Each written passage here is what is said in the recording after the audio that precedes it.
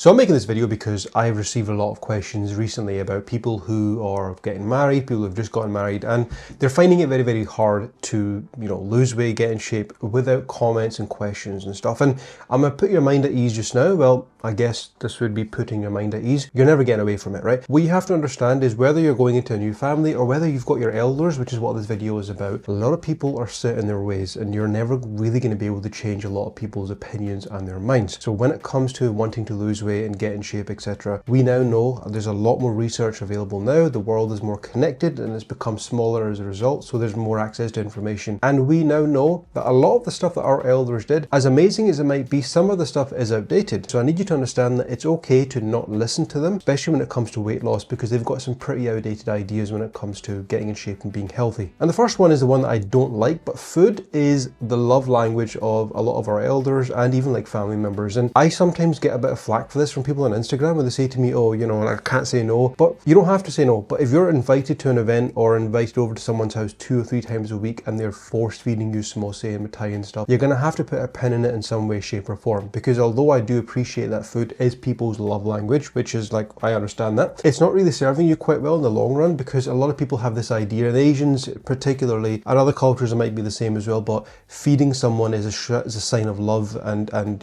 respect. And listen, I get it, but at the same time I kind of don't, because when it's at the detriment of your health, especially if you're trying to lose weight and be healthy, I'm not saying don't have that at all, but if you're trying to lose weight and you want to keep an eye on calories, you're going to have to at some stage say no or limit what you eat. So although food being someone's love language, I get that, but at the end of the day, if that's causing metabolic damage or increasing calories to a degree where you're just over consuming all the time, that's not exactly love, is it? Another one is food is everywhere, and this is the one that really opened my eyes. When you think about it, any event, any occasion, food is either there or it's to be expected. Every social media account, every TikTok now, it is a massive competition. Who's got the best platters? Ramadan has become so impersonal now where it's become commercial. Everyone now is looking at who's got the best iftar, who's got the best table, look at what I had in a day, all these platters and stuff, and it genuinely starts to ruin the experience, because now it's not scarce anymore. Food is available everywhere, wherever you go, whether it's a funeral, whether it's a wedding, whether it's visiting someone's pet goldfish, food is everywhere. You're not getting away from it. So it's not so much about what can I eat to be healthy, how can I cut it out, it's about changing your environment or not exposing yourself to a freaking environment all the time that is going to be bad for you. And if you think about it, like honestly, I have to really sit down and think about this for a second, right? If you're trying to lose weight, think about every moment in the week where you are around food other than your own home, especially when it comes to like work office environments and stuff. They're kind of some of the worst culprits. So think about that for a second. Environment is everything. Which then leads me on to my next point, which is our elders got away with it for a long time, right? Because food wasn't available as readily as it is now. I'm not saying they were poor, but food was available, but not as available as it is now. But they moved everywhere. They didn't have apps. Nowadays you can pick up the phone, order something with just a few swipes of your hand,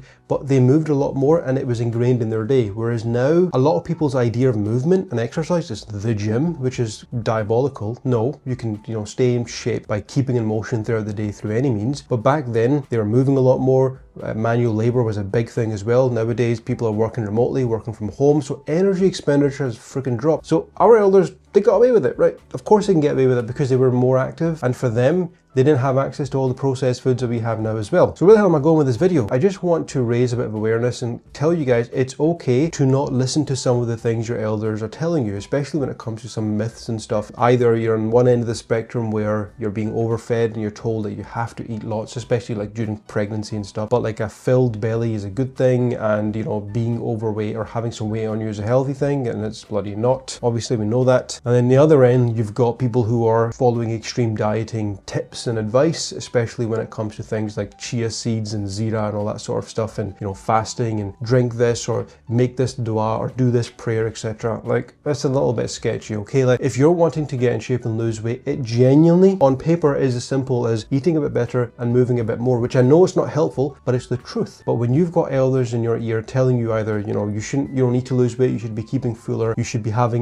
some fat on your your cheeks and you should be eating lots and lots. And then on the other end, you've got people who are telling you that you need to lose weight. They're telling you these stupid, silly diet practices. There's no middle ground, and that's where most people are getting stuck. And a lot of the females in particular, because we work a lot more with females, you guys are having a hard time, especially when it comes to outings and events, because eyeballs are on you. And when people are telling you one bit of advice, they're contradicting themselves, they're telling you something else, all while you're just trying to stay alive and, you know, just survive at the dinner table and not get judged for picking on a bloody salad. You know, like, it's a shame, but unfortunately that is the situation most people are in. So it's okay to ignore your elders when it comes to nutrition advice. It's not a disrespectful thing. To them it might be, okay, I get that, but I'm not saying ignore them entirely, never eat anything, no. But some of the things that they say, it's okay to not follow it. And if you want to try your best, you could maybe bring them round to this side of the world. But if they're very set in their ways, like most people are, then you can't do much. Just, you know, smile, nod, have a little bit, follow a little bit, listen to a little bit, and then you just make sure you stay up to date. And honestly, the best bit of advice I can give you when it comes to nutrition is eat enough protein throughout the day, do your best to get in lots of fruits and vegetables and fiber, and just stay in motion. And if you can try your best to maintain that, you know, things like snacking and cravings will control themselves. But that's for another video, but I'm sure you guys already knew this anyway. Now, on the topic of weight loss, one of our clients, Rukaya, lost 6.1 kg, which threw some people off when they saw her progress photos. So